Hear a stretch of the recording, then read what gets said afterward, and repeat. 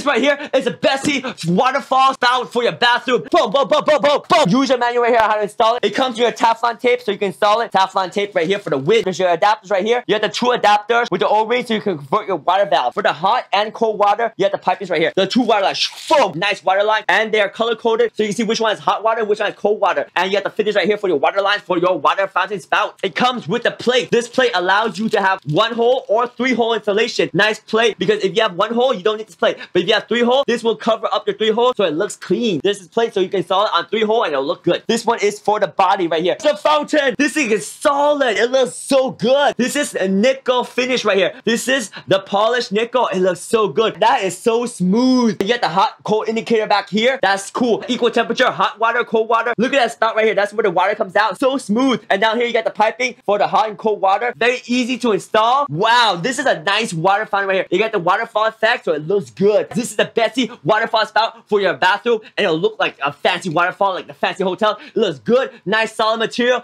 right here. This is a nickel finish, and it looks so good, and it's everything you need to install. Oh yeah.